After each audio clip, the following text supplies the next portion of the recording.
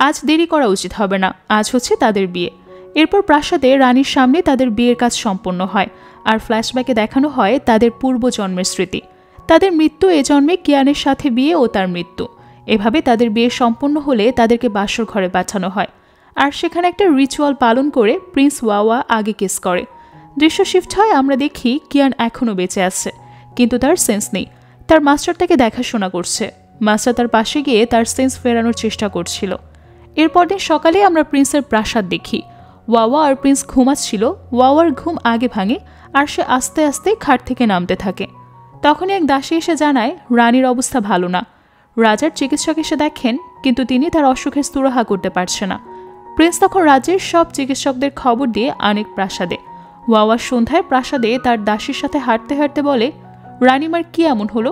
কোনো চিকিৎসকে তাকে সুস্থ করতে পারছে না। দাসী বলে, চিন্তার কিছু নেই, হয়তো এর সমাধান অবশ্যই বের হবে। ওয়াওয়া দাসীকে কিছু একটা বানাতে বলে, কিন্তু তখনই রানীর সেন্স ফিরে এলে ওয়াওয়া দেখা করতে যায়, কিন্তু রানী তাকে বের হয়ে যেতে বলে প্রাসাদ থেকে। ওয়াওয়া বুঝতে পারে না এখানে আসলে তার দোষটা কোথায়। এদিকে দেখা যায় রাজ্যের অন্যদের এই রোগ দেখা গেছে, এবং তারা মনে করে এই রোগ ওয়াওয়াই নিয়ে এসেছে। এই ভাইরাসের সবার মৃত্যু হলে তার জন্য ওয়াওয়াই দায়ী হবে। এই কথা শুনে রানী তার গার্ডদেরকে বলে ওয়াওয়াকে প্রাসাদ থেকে বের করে দিতে।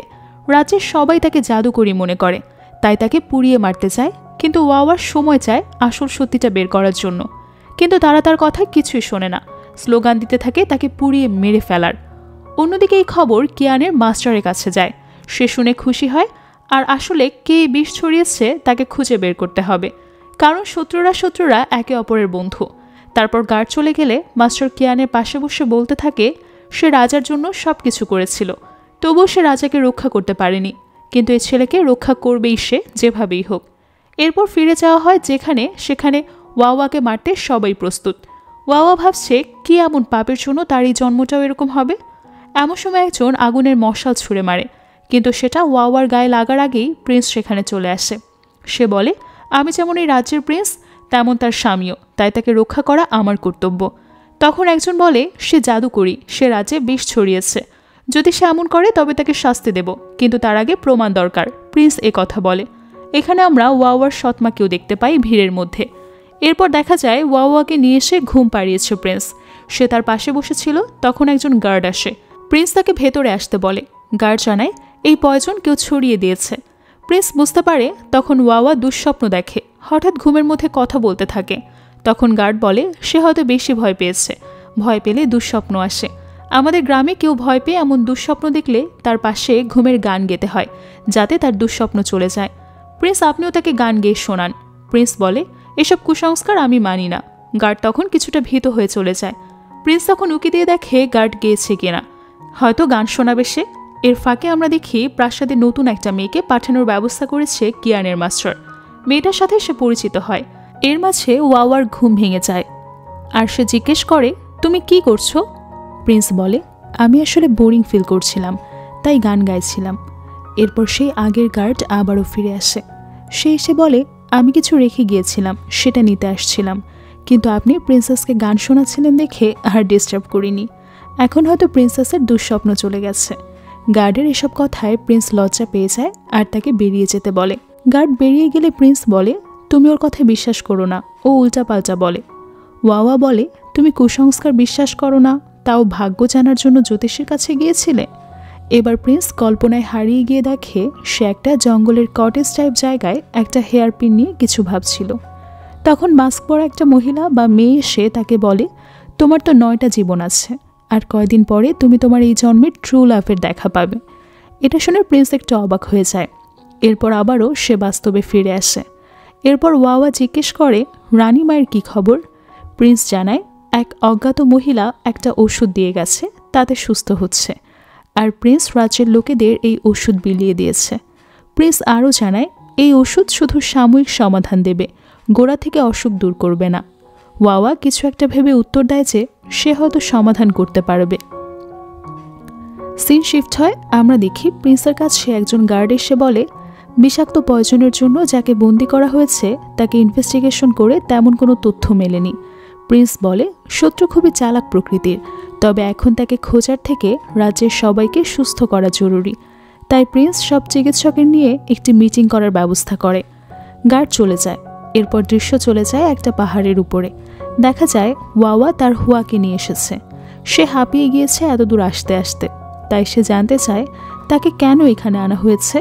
ওয়াওয়া বলে, আমি একটা বিষাক্ত পাতার কথা জানি, যেটা কোনোভাবে মানুষের শরীরে দিতে পারলে তার বমি হবে আর সে বারবার সেন্সলেস হয়ে অসুস্থ হয়ে পড়বে। তার হুয়া তখন বলে, হ্যাঁ এমন আছে, কিন্তু এসব আমাকে কেন বলছো? ওয়াওয়া বলে, রাজ্যের লোকদের এই লক্ষণ আছে বলেই আমি এর সমাধান খুঁজতে এখানে আসছি। এরপর ওয়াওয়া এগিয়ে চলে যায়। এদিকে দেখা যায় প্রিন্স খুবই উদ্বিগ্ন, কারণ ওয়াওয়া পাহাড়ে গেছে ভেষজ উপাদান খুঁজতে। সে গার্ডদের উপর রাগ করে। গার্ড জানায় তারা ভেবেছে প্রিন্স জানে। তারা প্রিন্সকে জানায় সে হুয়ার সাথে গেছে। প্রিন্স যেন আরও উদ্বিগ্ন হয়। এবার আবার দেখা যায় হুয়া আর ওয়াওয়াকে। হুয়া বলে, তুমি কি এখানে আমাকে একা পেয়ে উল্টাপাল্টা কিছু করার কথা ভাবছো না তো? ভুলেও ভেবো না, আমার সাথে প্রিন্সের সম্পর্ক ভালো। এটা শুনে ওয়াওয়া পা দিয়ে তাকে মারতে যায়, কিন্তু হুয়া সরে যেতে গেলে উল্টো আবারও সে ওয়াওয়ার উপরে পড়ে। দুজনেই বিব্রত হয়ে যায় আর ওয়াওয়া দ্রুত তাকে উঠতে বলে। ঠিক তখনই সেখানে আসে প্রিন্স আর গার্ডেরা। প্রিন্স এই দৃশ্য দেখে বলে, এই তোমাদের রোগের মেডিসিন খোঁজা?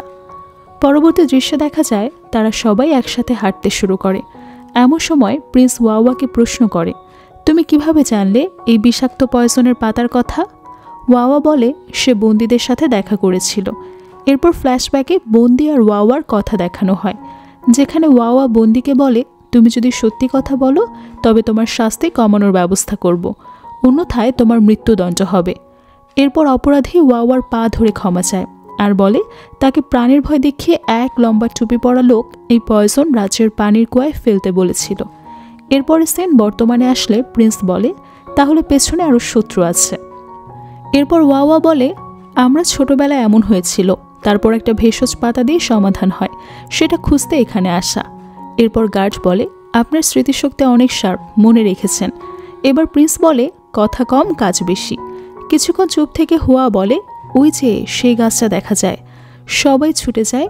এই ফাঁকে আমরা একটা মেয়েকে দেখি রানীর বিছানার পাশে। সবাই যখন সে ভেষজ গাছের কাছে যায়, ওয়াওয়া বেশ দ্রুত সেটা তুলতে যায়। হুয়া বলে, সাবধান। সে সাবধান বলতে বলতেই কাঁটা ফুটে যায় হাতে। তখন হুয়া বলে, এই গাছে বিষাক্ত কাঁটা আছে। হুয়া তখন ওয়াওয়ার হাত দেখতে গেলে প্রিন্স বলে, আমার রানীকে আমিই দেখব। এতে অবশ্য হুয়া মনে কষ্ট পায়। দৃশ্য পরিবর্তন হলে দেখা যায় রানীমা বাগানে হাঁটছে। প্রিন্স আর ওয়াওয়া পাতা নিয়ে এসে এই দৃশ্য দেখে জিজ্ঞেস করে, সে কি এখন সুস্থ? রানী জানায়, জিঙ্গুয়ের দেয়া ঔষধি পাতা তাকে সুস্থ করেছে। জিঙ্গুই হলো সেই মেয়ে যাকে একটু আগে রানীর পাশে দেখলাম। রানী জিঙ্গুয়ের অনেক প্রশংসা করে, বলে তার মতো মেয়ে পুত্রবধূ পাওয়া কারো পুনর্জন্মের পুণ্যের ফল। এসব শুনে লজ্জা পায় জিঙ্গুই, আর সে বলে সে খুবই সাধারণ। এদিকে প্রিন্স বলে, ওয়াওয়াও সে একই পাতা এনেছে, কিন্তু রানীমা সেটা ফেলে দিয়ে বলে, আমি এই পাতার ওষুধ খাবো না। সেটা ফেলে দেওয়ায় ওয়াওয়া মাটি থেকে তুলতে থাকে। প্রিন্স রানীকে বলে, এটা তুমি ফেলে দিলে কেন মা? এরপর ওয়াওয়ার সাথে সব পাতা গুছিয়ে নিয়ে বলে, মা তুমি এটা গ্রহণ করো আর না করো, ওয়াওয়া আমার স্ত্রী থাকবে। রানী বলে, হতে পারে, এই বিয়ে রীতিনীতি আশীর্বাদ মেনে হয়েছে, কিন্তু আমি একজন ডাইনিকে আমার ছেলের বউ হিসেবে মানতে পারবো না। জিঙ্গুই এবার বলে, রানীমা আপনি উত্তেজিত হবেন না, আপনি সবে সুস্থ হয়েছেন, আর এই পাতা খুঁজে পাওয়া এত সহজ না, ওয়াওয়ার খুঁজতে সময় লেগেছে, আমরা এটা গ্রহণ করতেই পারি। এই বলে সে প্রিন্সের হাত থেকে পাতাগুলো নিয়ে নেয়। রাতের বেলা দেখা যায় ওয়াওয়া বিছানায় বসে ভাবছে, আগের জন্মে প্রিন্স জিয়াউনিং কখনো জিঙ্গুয়ের সাথে কথা বলেনি, কিন্তু এখন মনে হচ্ছে তারা অনেক ক্লোজ। আবার ভাবে সে সব কথা কেন ভাবছে অহেতুক। এ সময় প্রিন্স রুমের দরজায় নক করে বলে, ওয়াওয়া কি ঘুমিয়ে গেছো? ওয়াওয়া দ্রুত ঘুমের ভান করে থাকে। প্রিন্স এসে কয়েকবার ডেকে সাড়া পায় না। এরপর নিজে থেকে ওয়াওয়ার হাতের ক্ষতস্থানে ওষুধ দিয়ে দেয়, যেটা পাহাড়ে হুয়ের সাথে মারামারির সময় পড়ে গিয়ে হয়েছিল। এবার আমরা আবারও কিংআনকে দেখতে পাই। তার চুল এখন সাদা হয়ে যাচ্ছে। সে ঘুমের মধ্যে ওয়াওয়ার নাম ধরে ডাকতে ডাকতে জেগে ওঠে। তখন কিংআনের সে মাস্টার এসে বলে, তোমার ক্ষত অনেক বেশি গভীর ছিল, আর তাও তুমি বেঁচে উঠতে পেরেছ, এ যেন একটা মিরাক্কেল। তবে মনে রেখো, তোমার এই কষ্টের কারণ প্রিন্স জিয়াউনিং, তার জন্য তোমার এই অবস্থা আজ। এটা শুনে কিংআন যেন রাগে ফুঁসতে থাকে। তার মাস্টার প্রিন্সের নামে তার কানে আরও বিষ ঢালে আর বলে যে প্রিন্স তার থেকে সব কিছু কেড়ে নিয়েছে। এদিকে প্রিন্স যখন ওয়াওয়ার হাতে ওষুধ দিচ্ছিল তখন সে জেগেছিল, ঘুমের অভিনয় করে। ওষুধের রিয়াকশন নাকে গেলে সে হাঁচি দিতে বাধ্য হয়। তখন প্রিন্স বলে, তুমি এতক্ষণ ঘুমের অভিনয় করছিলে, এই না ওষুধ, এটা 3 বেলা এখানে লাগাবে। এরপর হুয়ার ব্যাপারে ওয়াওয়াকে জিজ্ঞেস করে, তুমি কি ওকে চেনো বা তোমরা কি ক্লোজ কেউ? ওয়াওয়া না সূচক জবাব দিলে প্রিন্স বলে, তাহলে তার সাথে কেন গিয়েছিলে? ওয়াওয়া জানায় সেই পরিবারে ক্লোজ আর এই গাছ সম্পর্কে জানে, তাই সে তাকে সাথে নিয়েছিল। এরপর প্রিন্স বলে, জিঙ্গুয়ের বাবা মা যুদ্ধে মারা গিয়েছিল, তখন থেকে সে প্রিন্সের পরিবারের সাথেই মানুষ হয়েছে। ওয়াওয়া বলে, তোমাকে আর ব্যাখ্যা দিতে হবে না এর জন্য। এরপর প্রিন্স উঠে চলে যাচ্ছিল দেখে ওয়াওয়া বলে, এখন কোথায় যাচ্ছ? প্রিন্স বলে, তোমাকে ব্যাখ্যা দেওয়ার প্রয়োজন মনে করছি না। এরপর দেখা যায় প্রিন্স তার বন্ধুর সাথে বসে আড্ডা দিচ্ছিল। তখন প্রিন্স তার বন্ধুকে জিজ্ঞেস করে, আচ্ছা, যদি স্ত্রী তার স্বামীর সঙ্গে অন্য কোনো মেয়ের সম্পর্ক নিয়ে কেয়ার না করে, তার মানে কি সেই স্ত্রী তার স্বামীর ব্যাপারে উদাসীন? তার বন্ধু বলে, হতেই পারে, অথবা এও হতে পারে তার মনে অন্য কেউ আছে। এটা শুনে প্রিন্স ভীষণ রেগে গিয়ে বন্ধুকে মারতে থাকে।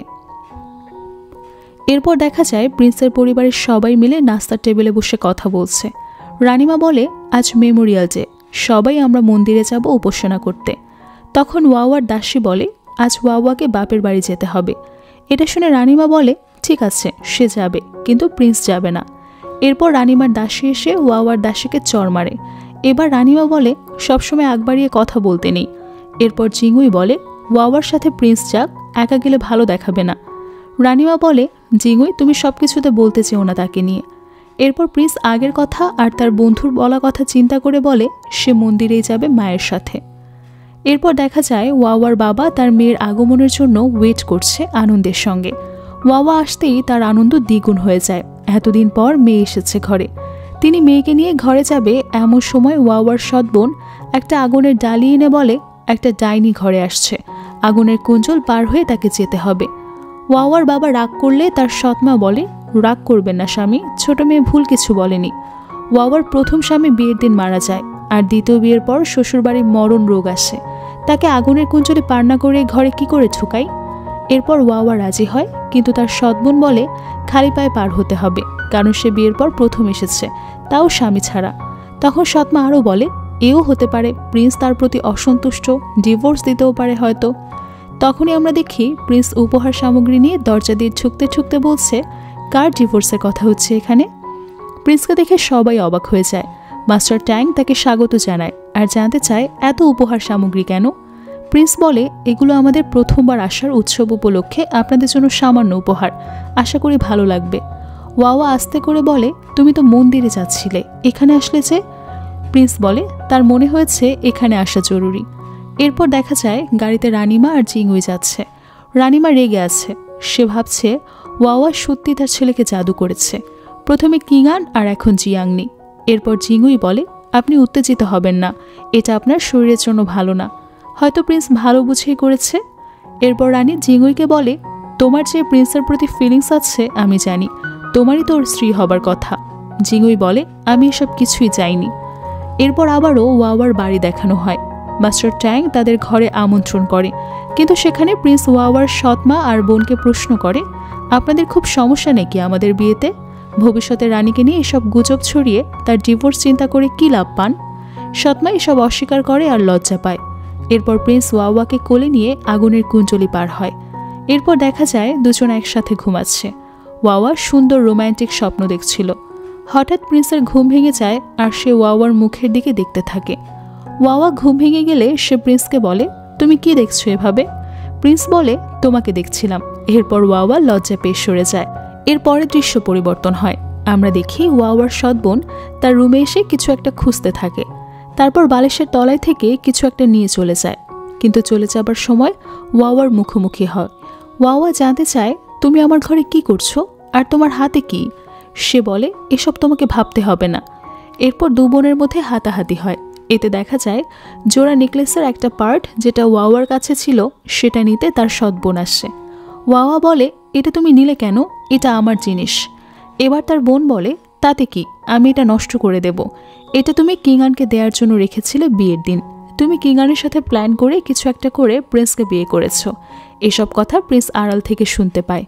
এরপর দেখা যায় ওয়াওয়া একা একা বসে কাজ করছিল। এমন সময় প্রিন্স আসে। ওয়াওয়ার প্রিন্সকে দেখে বলে,